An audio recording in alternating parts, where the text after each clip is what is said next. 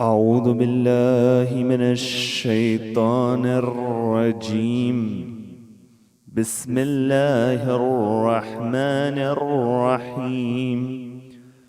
الحمد لله رب العالمين، والحمد لله الذي هدانا لهذا وما كنا لنهتدي لولا أن هدانا الله، والصلاة والسلام على إمام القبلتين ونبي الحرمين وأفضل الثقلين وجد الحسن والحسين الذي سمي في السماء بأحمد وفي الأرض بأبي القاسم محمد،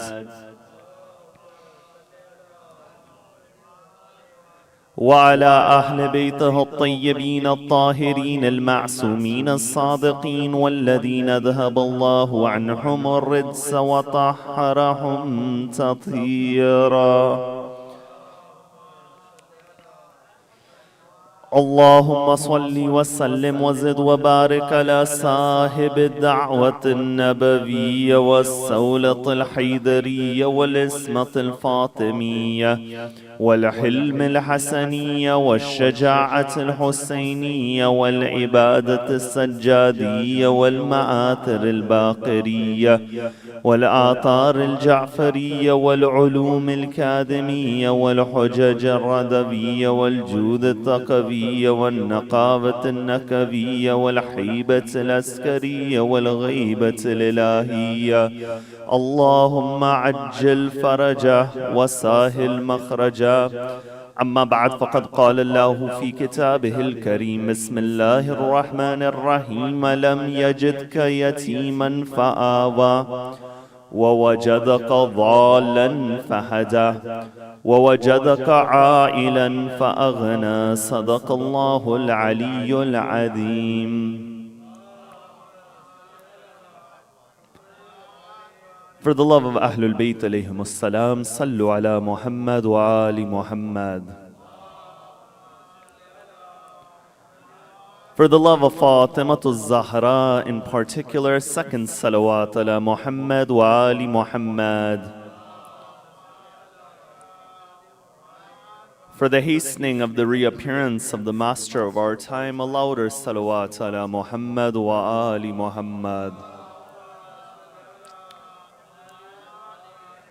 When one examines the Holy Quran, they'll find that the Quran is replete and full of the praises of the Prophet Muhammad sallallahu alayhi wa alihi wasallam. Time and time again, the Quran reminds us that those virtues which were not given to the other Anbiya, they were found within the wujud and the existence of Rasulullah. For example, we find that in the Quran, Nabi Musa would make a dua that Rabbi shrah li sadri, that, oh Allah, expand my chest. In other words, give me strength. But when it comes to Rasulullah, Allah in the Quran would say, Alam nashrah laka sadrak, that Musa would ask for strength in his heart to be expanded. But Allah, when He speaks to Rasulullah, He says, your chest has already been expanded by us, O Rasulullah. Other Anbiya would have to ask from Allah, but Allah would look at the state of the Prophet time and time again, and even without asking, He would give to Rasulullah. For example, in one ayat, Allah says, قَدْ نَرَى تَقَلُّبَ وَجْهِكَ فِي السَّمَاءِ فَلَا نُوَلِّيَنَّكُمْ قِبْلَةً تَرْضَاهَا. That, O Prophet of God, time and time again, we see you looking at the sky. Over here in this ayat, Rasulullah didn't make a dua. He didn't ask for anything. He would look at the sky. Allah says, O Rasulullah, we will give you a qibla in a direction of prayer that will praise you, O Rasulullah. So the point being, time and time again in the Quran, Rasulullah is praised like no other prophet. But from amongst the praises of Rasulullah within the Quran are those ayat and those verses which I recited at the beginning of this lecture, Within those ayat, Allah, He says, Alam yajidka yatiman fa'awa. That, O Prophet of God, did we not find you an orphan? And when we found you an orphan, did we not give you shelter? وَوَجَدَكَ ضَالًا فَهَدَى. That did we not find the fact that you were unknown to the people, and we guided the people to you, O Rasulullah? And then he says those lines, وَوَجَدَكَ عَائِلًا فَأَغْنَى. And we found you to be in a state of need, and we gave you sufficiency, O Rasulullah. You see, this word aghna is related in the Arabic language to the word ghani. The word ghani in Arabic means somebody who is self-sufficient, somebody who does not need to rely upon others for material means. And when we examine in what method was Rasulullah made ghani and self-sufficient, you find without a doubt one of those intermediaries was the lady Khadija salamullahi alayha. That what is the status of the lady Khadija? You see, this is that individual that time and time again the Imams of Ahlul Bayt would take pride that they're from the lineage of Khadijatul Kubra. How many ziyarat have you read, whether it is the ziyarah of Amir al-Mu'mineen or the ziyarah of Janab al-Zahra, or even the famous ziyarah known as Ziyaratul Waritha, when you address the Imams of Ahlul Bayt and you say, Assalamu alayka yabna Khadijatul Kubra, that whether you are addressing Imam al-Hassan, Imam al-Hussein, any of the subsequent Imams, one of their virtues that you say is that you are the children of Khadijatul Kubra. And even upon the day of Ashura, when Sayyid al-Shuhada was reminding the army of Yazid, of Umar bin Sa'd who he is, even though they knew that this is Imam al-Hussein, Imam al-Hussein was sending that message again. And as he sends that message, he says, Anabnu Khadijatul Kubra, that I am the son of Khadijatul Kubra. In other words, he would remind the army of Yazid on that day that, have you forgotten who my grandmother is? Have you forgotten the sacrifices of my grandmother, what she gave for Islam? Even when Muawiyah, he would send an individual to Imam al-Hassan, and that individual from the Umayyads would boast about the lineage of the Umayyads. Imam al-Hassan would reply to Muawiyah by saying that Jaddati Khadija, that my grandmother is Khadija, wa jaddatuk Radila, and your grandmother is the one who was of that lowly character, that she was that lady who was a Radila. That what are the virtues of Khadijatul Kubra? You find that there are certain virtues of the lady Khadija that were not given to any of the other wives of the Prophet. For example, the first of these virtues is that she gave children to Rasulullah. That no other wife of the Prophet had given a surviving offspring. From Khadija we find comes Fatimatul Zahra salamullahi alayha. In what manner was Janab Zahra born to the lady Khadija? You see, for the sacrifices of Khadija, she faced difficulty after difficulty upon her shoulder. You know, oftentimes when it comes to the path of goodness, there's challenges and hardships that you'll face when you want to get upon that path. In the nature of this world, to do something wrong oftentimes is easy. But to do that which is right, there's going to be many who speak out against you. There's going to be many obstacles. There's going to be many barriers. That when Lady Khadija would support Rasulullah, you find that her obstacles were that the women of Quraysh completely isolated the Lady Khadija.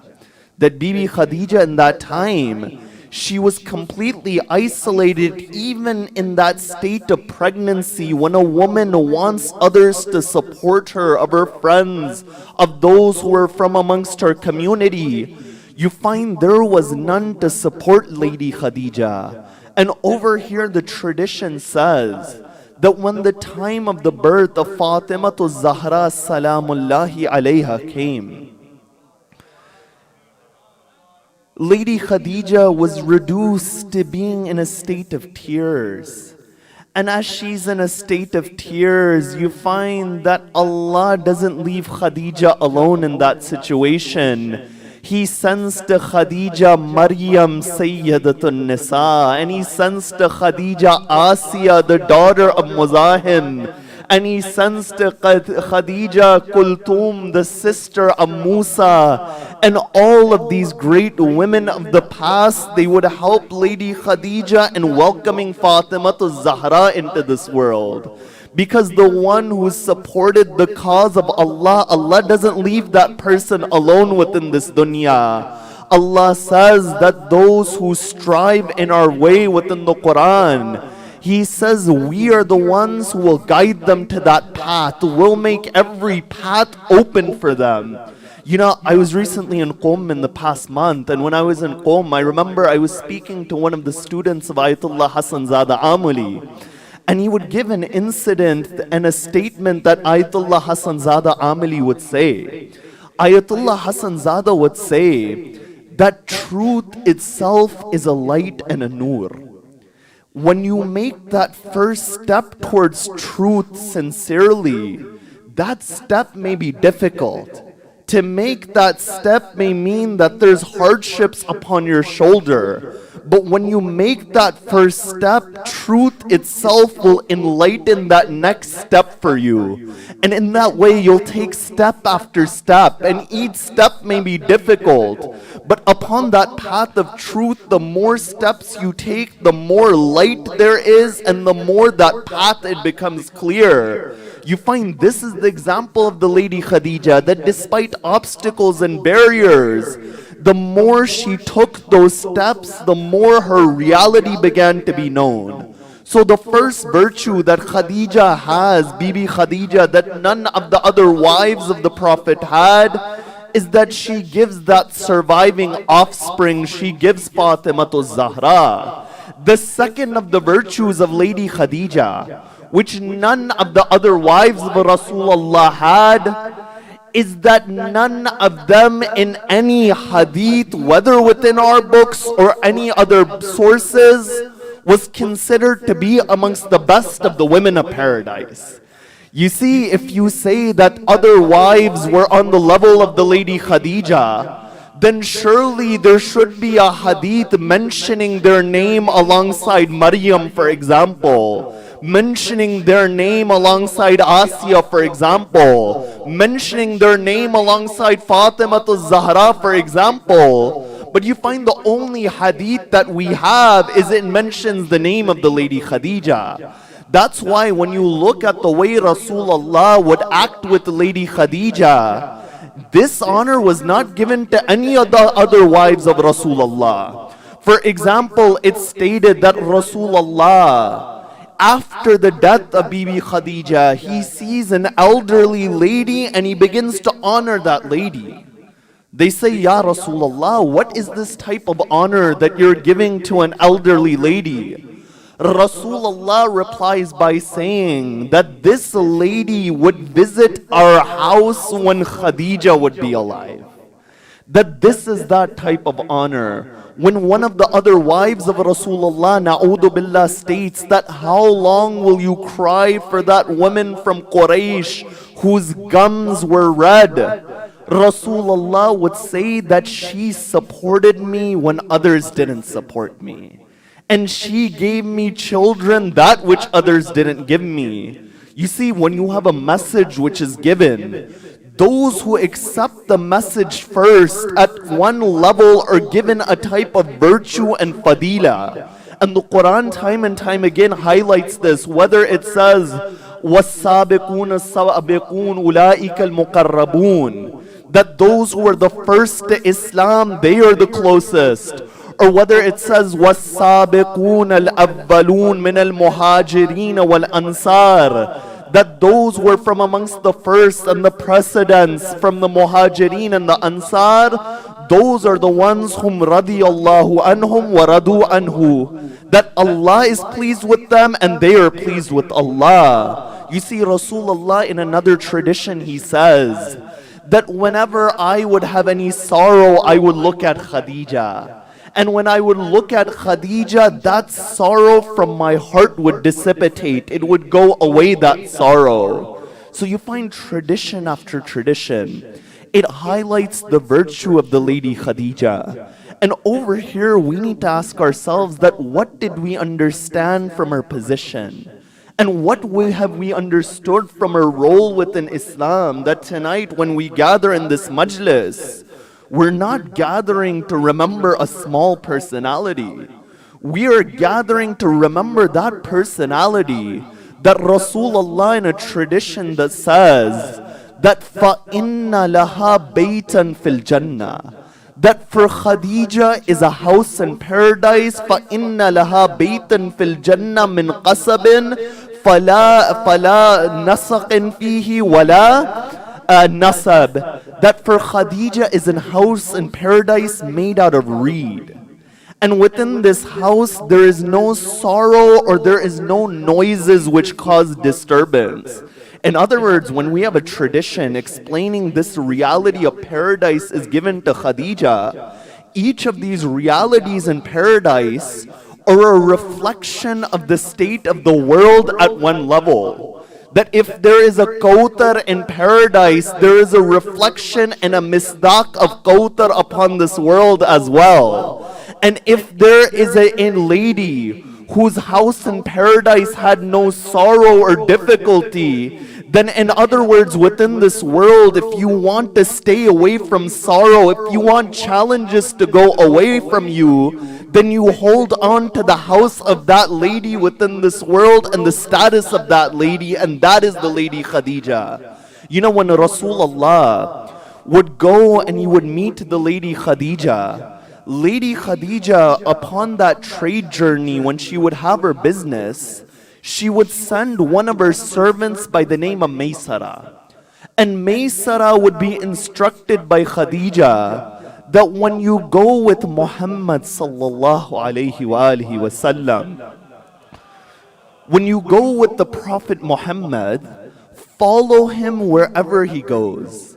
And whatever he does, report back towards me. And that way I will come to an understanding about who this individual is. So you find that the lady Khadija, she would send Maysara to go with Rasulullah. When they return from that journey, you find that a type of increase was given in that business that no other journey was given as well. Because at the head of this journey was Rasulullah. And then Lady Khadija would say to Maysara that, oh Maysara, how did you find Muhammad? You find that Maysara would say that he is an individual like no other. That in all of his dealings he was ameen and honest. When others would say to him that when you do this deal, swear by the idols of Lat and Uzza, he would reply by saying that there is nothing more detested to me than this Lat and this Uzza. But he says one of the most wondrous moments is that we were passing by a monastery, and as we were passing by a monastery, Rasulullah, he would sit underneath a tree, and as he was underneath that tree, you find one of the monks of the monastery would come out.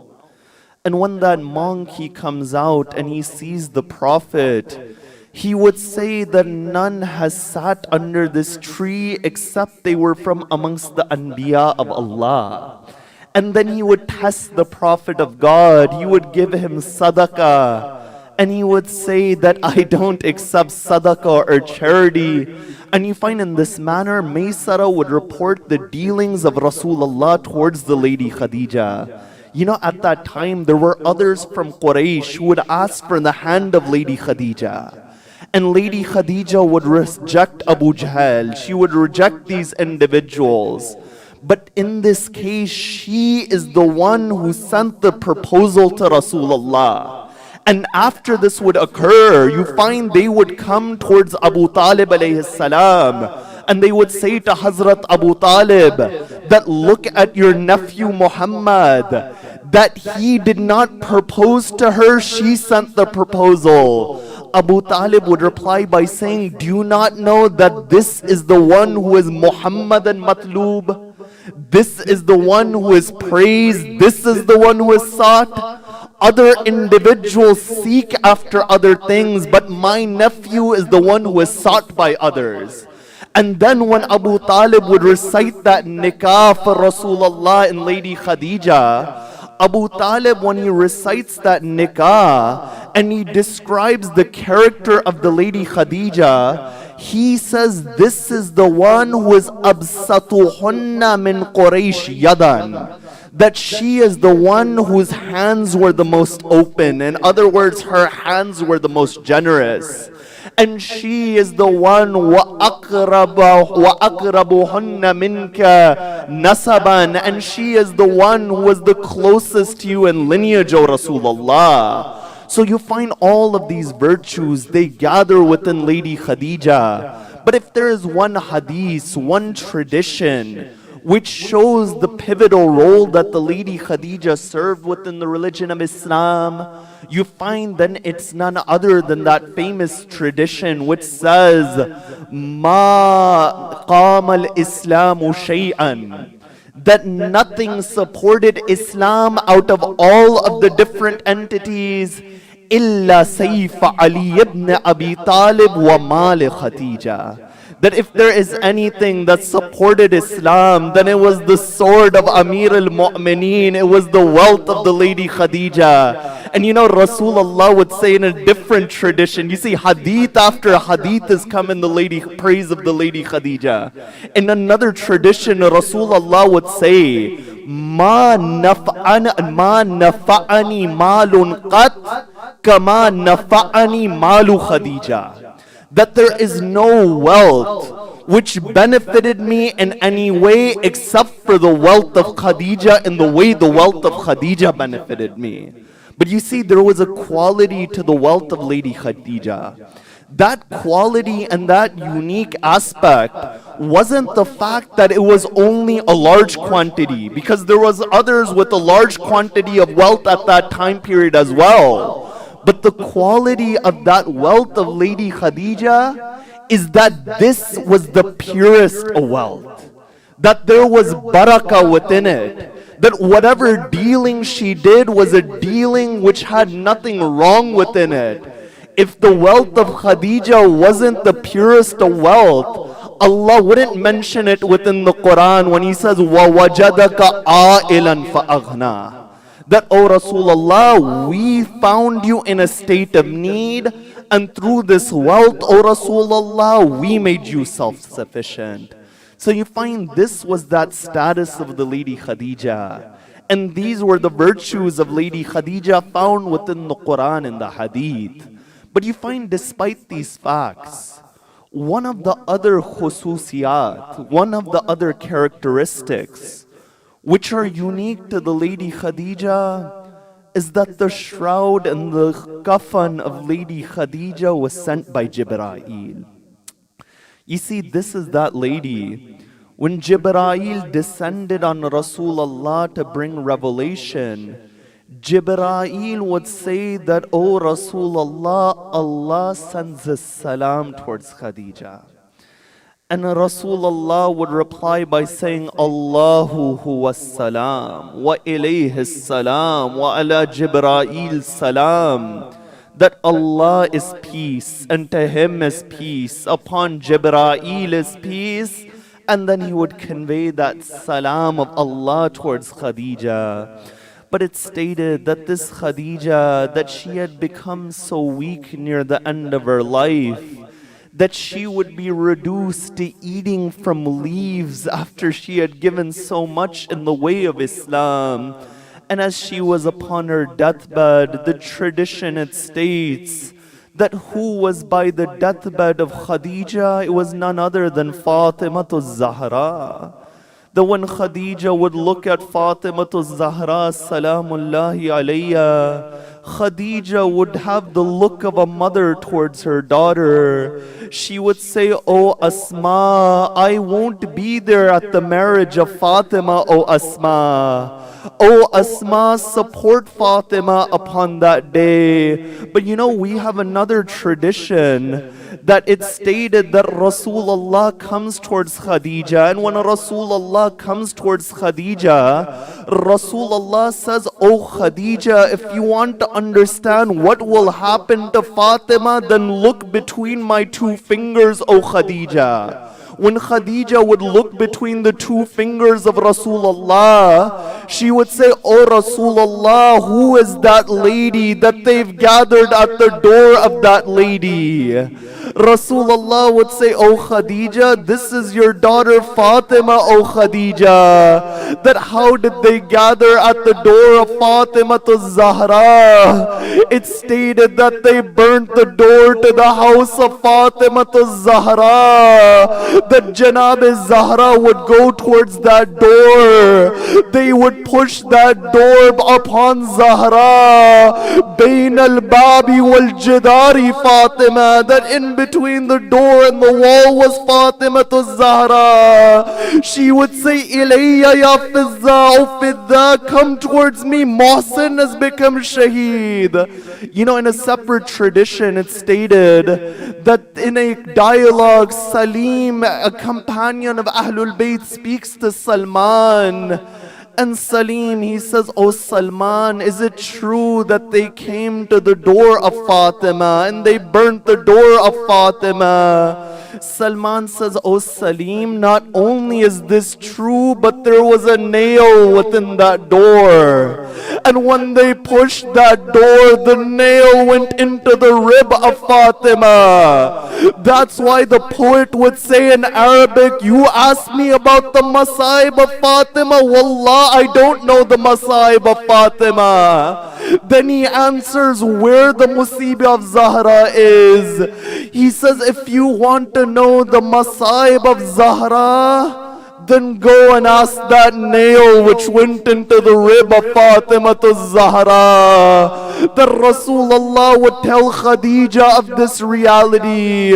But then that moment it comes where Khadija, she passes from this world. When she is passing from this world, Jibreel, he brings 5 kafan and shrouds to Rasulullah. Rasulullah would say, "O Jibreel, where is the first of these shrouds to go?" Jibreel says, "This first kafan is for Khadija." Then Rasulullah says, "Where does the second kafan go?" Jibreel says, "Rasulullah, this second kafan is for you." Then he says, "The third kafan is for Ali ibn Abi Talib. The fourth of those kafan and shrouds is for Fatima to Zahra." But then he says, "The fifth and the final shroud is for Hassan al-Mujtaba." At that moment, Rasulullah says, "O Jibreel, you mentioned the kafan of Ali, of Fatima, of Hassan. But O Jibreel, where is the kafan of Hussein?" Jibreel would say, "O Rasulullah, a day would come upon the plains of Karbala that the body of Hussein would lay there for 3 days. There would be no kafan upon the body of Hussein." ألا لعنة الله على القوم الظالمين سيعلم الذين ظلموا أي منقلب ينقلبون.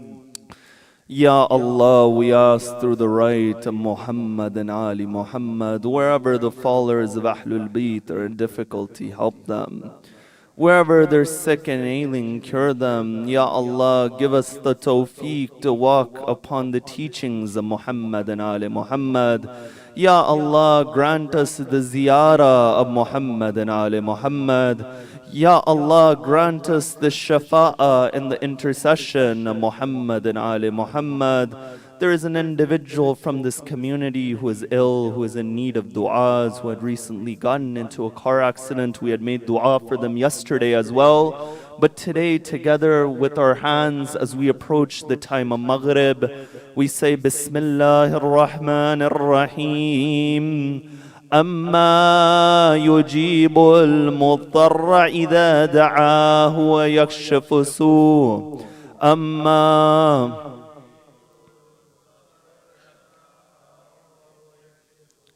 أما يجيب المضطر إذا دعاه أما يجيب